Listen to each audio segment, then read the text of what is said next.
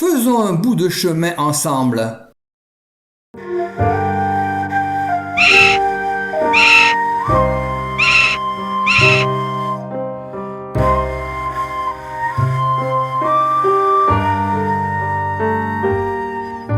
N'ayez pas peur et prenez votre envol vers la liberté et la lumière. Bonjour. Vidocq salue les humains libérés des conditionnements qui vont au bout de leurs recherches. Vidocq espère que vous allez bien. Un philosophe a dit: il y a ceux qui savent, ceux qui sont susceptibles de savoir en menant leur combat, et ceux représentant le reste. Affirmation dérangeante que l'histoire de l'humanité démontre. Ce même philosophe précise: l'être humain ne bouge pas tant que rien ne l'y oblige, d'où l'incurable égoïsme est visé à court terme. À l'ère de l'information, l'ignorance est un choix. Allons jusqu'au bout de nos recherches et laissons moujons et moutruches à leur délire et enfermement. Avant d'entamer ce post-it, passons à l'introduction habituelle. Ami, entends-tu le vol noir des corbeaux sur nos plaines? Ami, entends-tu les cris sourds du pays qu'on enchaîne? Écoutons un moment Marc Passio. Donc, avant de commencer, comme je le fais souvent avec beaucoup de mes conférences, je veux donner quelques avertissements ou des choses auxquelles vous devriez faire attention. Le but est d'attirer l'attention des gens sur ce qui se passe déjà autour de nous, dans notre monde, afin qu'ils puissent le comprendre plus facilement. De par sa nature même, la vérité est en guerre contre la tromperie. La vérité est en guerre contre le contrôle mental. La vérité est en guerre contre les forces du mal à l'œuvre dans notre monde. Dans ce cadre, mon facteur numéro 1 dans ma liste de facteurs de ce que signifie vraiment l'éveil était de connaître l'occulte et de comprendre qu'il y a à la fois des aspects clairs et des aspects sombres. Les gens que je considère comme non éveillés, les gens que je considère comme étant encore manipulés, opérant encore à un niveau largement inconscient, partagent tous ce même facteur en commun. Ils ne connaissent pas du tout l'occultisme. Que ce soit des gens qui pensent que c'est juste un problème politique qui peut être résolu en votant pour élire la bonne personne au bureau, que ce soit des gens qui pensent que c'est juste un problème financier, ou que nous devons juste faire taire les grandes banques et la Réserve fédérale. Vous nommez le facteur qu'ils blâment de l'extérieur sur les conditions qui sont présentes pour l'humanité. Ils laissent la conscience à la porte. Ils ne parlent pas de ça comme d'un problème. Et encore une fois, universellement, ils n'ont aucune connaissance de l'occulte. L'occulte est la connaissance. Prenons ça directement à l'origine. Nous parlons ici de connaissance, d'informations cachées. C'est un savoir qui est détenu très étroitement par quelques personnes sur Terre. Ce n'est pas largement connu. C'est un savoir très structuré, dans de nombreux cas par différentes traditions. Il est organisé hiérarchiquement, dans de nombreuses traditions différentes. Il est compartimenté par certains qui veulent que les personnes qui adhèrent à cette information à des niveaux inférieurs, ils ne veulent pas qu'ils comprennent toute la tapisserie, pour de nombreuses raisons différentes. Le cloisonnement et la hiérarchie jouent donc un rôle dans différentes organisations occultes. Lorsqu'il s'agit de structurer ces informations, il faut les voir comme la structure pyramidale hiérarchique et compartimentée illustrée ici. Les niveaux inférieurs représentent les personnes qui ont le moins de connaissances et le moins de savoir sur la façon dont toutes ces informations s'assemblent dans une tapisserie. Au fur et à mesure que l'on s'élève dans la structure hiérarchique, il y a de moins en moins de gens, mais la connaissance se concentre. Elle opère à un niveau plus élevé, et ils voient comment tout est connecté ensemble. Ces personnes veulent garder leur position dans cette structure, parce qu'encore une fois, un différentiel de connaissance est un différentiel de pouvoir. Si vous gardez les gens dans l'ignorance de ce que vous savez, et de la façon dont tout cela s'assemble, et de la façon dont tout cela fonctionne, et est en corrélation avec toutes les autres informations dans cet ensemble de données, dans ce corps de connaissances, alors vous êtes en position de manipuler complètement ceux qui sont en dessous de vous. C'est un savoir caché, qui est caché pour une raison spécifique. Et c'est pour créer une différence de pouvoir entre les gens qui le comprennent et ceux qui ne le comprennent pas. Quand nous parlons d'occultisme, nous devons comprendre la différence entre ces deux termes, exotérique et ésotérique. Exotérique signifie quelque chose qui est destiné ou susceptible d'être compris par le grand public. C'est le savoir commun, la connaissance exotérique ou la sagesse exotérique. C'est un courant populaire parmi le grand public. Le grand public est à l'aise avec ça. Vous n'êtes donc pas dans le cercle intérieur si vous êtes dans le domaine exotérique. C'est le domaine de la connaissance qui est enseigné à la population générale, parce qu'ils ne veulent pas que les gens atteignent le point sensible. L'ésotérisme est une information qui n'est destinée ou susceptible d'être comprise que par un petit nombre de personnes ayant des connaissances spécialisées ou un intérêt. Il faut en avoir le désir, il faut le vouloir, il faut être suffisamment intéressé pour le vouloir. C'est ce qui n'est communiqué qu'aux initiés. Initiés signifiant ceux qui ont commencé. Lorsque nous pénétrons le voile des explications exotériques, nous nous rapprochons du noyau dur de l'information, de ce noyau de vérité où nous voulons vraiment être.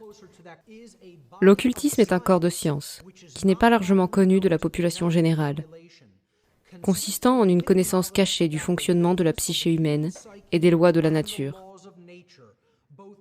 À la fois les lois visibles, c'est-à-dire les lois physiques, les sciences physiques, et les lois invisibles, c'est-à-dire les lois spirituelles, les lois qui gouvernent la moralité, les lois qui gouvernent les conséquences comportementales. Nous ne pouvons pas considérer que les êtres qui veulent cacher cette information aux gens essaient en fait de l'éradiquer et de l'empêcher de tomber entre les mains des gens. Ce n'est pas vraiment ce qu'ils font, en particulier dans le monde moderne. Leur principale méthode de manipulation est la dissuasion. Ils ont essayé de dissuader les gens de se pencher sur ce corpus de connaissances, en leur disant « il n'y a rien à voir ici, circulez, retourne te coucher, rien à voir ici les amis, ce n'est pas important, ou ce n'est pas utile, ça ne peut pas être utilisé dans votre vie quotidienne, ce n'est pas utile pour vous, personnellement, pratiquement dans votre vie d'apprendre ça. D'accord ? Ou c'est une croyance religieuse bizarre qui n'a aucun rapport avec quoi que ce soit et qui a été inventée par des gens il y a longtemps, et c'est n'importe quoi. C'est la principale méthode de dissuasion employée. La plupart des gens tombent dans le panneau. La plupart des gens pensent simplement qu'il n'y a rien là-dedans, qu'ils n'ont pas besoin de le savoir. Le sommet de l'ignorance est la phrase « Je n'ai pas besoin de savoir ça ». Réfléchissez juste à cette affirmation. Le premier, le plus haut sommet de l'ignorance, le pinacle de toutes les ignorances est « Je ne veux pas le savoir, je ne me soucie pas de savoir ça ». Mais les gens qui pensent qu'ils ont tout compris disent « Ce n'est pas quelque chose que j'ai besoin de savoir. Pourquoi aurais-je besoin de regarder ça ?» Et c'est comme ça qu'ils sont pris au piège. Ils ne sont plus maîtres d'eux-mêmes. Ils sont possédés entièrement. La plupart des gens sont dans cette position, parce qu'ils pensent que tout cela n'est que de la foutaise. Tout cela n'est que de la religion.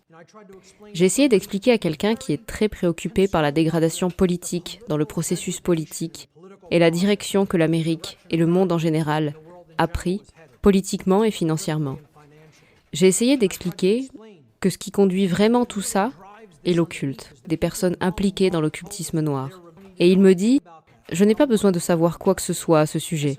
Je ne veux rien savoir de tout cela. » Il a dit « Oui, parce que je ne crois pas à ces trucs-là. » Et j'ai dit « Ils vous ont déjà, et vous ne comprenez même pas. » Avec quelqu'un comme ça, je dois laisser tomber et dire « Tu penses que tu es bien ? Eh bien, vas-y, sois bien. » À ce moment-là, c'est un niveau d'ignorance très profond dans lequel il faut être. Encore une fois, il n'est pas vraiment surpassé par quoi que ce soit en matière d'ignorance. Mais pour en revenir à de quoi est composée la connaissance occulte, elle est en fait composée des corps de la connaissance. Les deux principaux corps de la connaissance sont la connaissance du soi et la connaissance des lois de la nature. C'est ça, en gros. Ce sont les deux corps de connaissance qui comprennent toute la connaissance occulte. Et j'ai demandé aux gens, quand je leur ai expliqué les deux corps de connaissance, ce qui n'est pas contenu dans ces deux groupes. Quelle connaissance qui a une quelconque importance à l'exception, vous savez, des statistiques de football et de baseball, a une quelconque importance dans le domaine de la vie humaine. En d'autres termes, si vous contrôlez ces deux corps de connaissances et que vous essayez de dissuader les gens de s'y intéresser, alors vous avez des gens manipulés dès le départ. Ils n'ont aucune chance s'ils ne comprennent pas ces choses. Un point important à garder à l'esprit, c'est que les gens prennent constamment un point de vue unitaire, bidimensionnel. Tant de gens diront « tout ce qui est occulte est mauvais ». C'est de la connaissance, les amis. Ce n'est pas quelque chose qui est universellement bon ou universellement mauvais. C'est la connaissance et ce que nous en faisons. C'est tout. C'est un outil. C'est un ensemble d'outils. Diriez-vous que l'astronomie est bonne ou mauvaise? Les mathématiques sont-elles bonnes ou mauvaises? Diriez-vous que la biologie est bonne ou mauvaise? C'est de la connaissance. C'est tout ce qu'est l'occulte, la connaissance. La conscience de celui qui le manie détermine s'il est utilisé pour le bien ou le mal. Si j'essaie de créer des produits alimentaires génétiquement modifiés pour pouvoir vendre aux gens du poison, pour miner leur santé, pour pouvoir faire plus d'argent, parce que je peux faire pousser plus de cultures sur moins de terre, je dirais que c'est une utilisation assez ignoble de la science, à mon avis, dans ma vision du monde. Mais la science de la biologie et de la génétique est juste une connaissance. Ce que nous en faisons ensuite détermine si c'est bon ou mauvais, de même pour l'occulte, et c'est comme ça que nous devons le voir. Ainsi, les connaissances contenues dans les sciences occultes peuvent être utilisées pour le bien, ce que je considère comme l'élévation de la conscience, ou elles peuvent être utilisées pour le mal, la manipulation de la conscience, le contrôle des gens, et finalement mettre les gens en servitude, en esclavage. Les occultistes de l'ombre travaillent par la peur et la manipulation pour amener les gens à se conformer à leur propre volonté égoïste. Ils sont constamment en train de contrevenir à la liberté et à la prospérité de tous, sauf d'eux-mêmes, bien sûr. Les occultistes sombres ont complètement infiltré et imprégné tous les milieux institutionnels de la vie sur Terre. Il est si important que les gens comprennent que ce sont eux qui dirigent vraiment le spectacle ici sur Terre. Ce ne sont pas seulement des banquiers internationaux. Oui, ils en font partie. Mais ensuite, c'est avec leurs occultistes sombres au plus haut niveau. Les gens impliqués dans les groupes de réflexion politique sont des occultistes sombres au plus haut niveau. Les gens impliqués dans, vous savez, le corporatisme et les affaires au plus haut niveau utilisent ces sciences dans cette connaissance. Les religieux de haut niveau, dans toutes les religions ostensibles, il est garanti qu'ils ont cette connaissance au plus haut niveau et ils l'utilisent à des fins obscures. Les gens veulent penser « Oh, ce n'est pas le cas dans ma religion ». Dans toutes les autres religions, oui, mais la mienne est complètement pure et libre de tout méfait. Grâce à leur manipulation de ces institutions, les occultistes sombres maintiennent actuellement la mentalité globale de la population humaine dans un état général d'inconscience, maintenant ainsi l'humanité dans un état d'esclavage. Ils tiennent les hordes humaines sous leur emprise. Elles sont complètement à leur merci à ce stade, en raison de la quantité de connaissances qu'il leur manque, non seulement en ce qui concerne ce qu'est l'occulte en général, mais aussi en ce qui concerne l'ensemble des méthodologies de contrôle de l'esprit qui sont utilisées contre eux sur une base quotidienne et dont ils sont bombardés. Ils les veulent dans un état chronique de déséquilibre, de telle sorte que la plupart des gens sont soit toujours cerveau gauche, soit toujours cerveau droit. Si cette partie du cerveau, cet hémisphère gauche, est chroniquement dominante chez l'individu, les états suivants peuvent se manifester chez cet individu. Scepticisme rigide ou scientisme, athéisme et parathéisme, je veux simplement dire la croyance qu'il n'y a pas de pouvoir plus élevé que l'humanité. Que l'humanité est le sommet. Nous sommes la plus haute force de la nature. Rien ne gouverne l'humanité en fin de compte, sauf les lois que nous créons arbitrairement dans cette force appelée gouvernement. Le relativisme moral est la croyance qu'il n'y a rien de tel que le bien et le mal objectivement, que ce sont juste des concepts choisis arbitrairement, et que l'homme peut inventer ce qui est bien ou ce qui est mal, avec une classe d'élite régnant sur une classe d'esclaves, fondamentalement. L'eugénisme, la notion que les ensembles de gènes de certaines personnes devraient se propager, être autorisés à se propager, et ils devraient contrôler quel type de gènes devrait être autorisé à se propager. Comme l'élite intellectuelle et génétique qu'ils veulent contrôler, qui peut se reproduire et ne peut pas se reproduire. Essentiellement, qui vit et qui meurt. Un déséquilibre du cerveau droit ou déséquilibre féminin, l'hémisphère droit du cerveau, qui régit la créativité, l'intuition, la compassion, l'épanouissement, etc. La naïveté, la croyance aveugle, l'extrémisme religieux, la croyance totale, la foi totale, le fait de ne pas vérifier quoi que ce soit, de ne pas examiner les choses par soi-même, de se fier à la parole des autres. Le solipsisme encore, la croyance que la vérité n'existe pas. Ces deux formes de déséquilibre mental peuvent créer cet état. Le relativisme moral. Vous voyez tellement de relativisme moral dans le mouvement New Age. Si vous pensez que le relativisme moral est le domaine exclusif des déséquilibrés du cerveau gauche, détrompez-vous, car les membres du mouvement New Age sont souvent très déséquilibrés du cerveau droit, et vous entendrez beaucoup d'entre eux dire que le bien et le mal n'existent pas. Parce que si vous êtes naïf, si vous croyez aveuglément, et que vous ne croyez pas vraiment qu'il existe une vérité objective absolue, alors vous allez croire quelqu'un d'autre sur parole. Les personnes qui adhèrent à la vision du monde du hasard croient qu'il n'y a pas de créateur, et donc qu'il n'y a pas d'intelligence sous-jacente dans la nature. Tout est réductionniste, et une chose morte. Cette vision du monde postule souvent qu'il n'y a pas de loi spirituelle, morale ou naturelle, parce que si l'univers est une chose morte, elle n'a pas de but réel. C'est un mécanisme d'horloge sans but, qui ne fonctionne qu'avec la matière. À l'inverse, la vision déterminée du monde repose sur des notions telles que le fait que Dieu contrôle chaque événement de la création. Le libre arbitre n'entre même pas en ligne de compte. C'est une illusion. Je pense que nous n'avons plus le choix aujourd'hui, les amis. Nous sommes au bord du précipice de la ruine, et il faut l'enseigner maintenant, peu importe qui veut l'entendre ou le recevoir. Au moins, ce que nous pouvons faire, c'est le diffuser. Et ensuite, c'est le karma des gens ou le karma de l'humanité qui décidera s'ils le reçoivent ou non.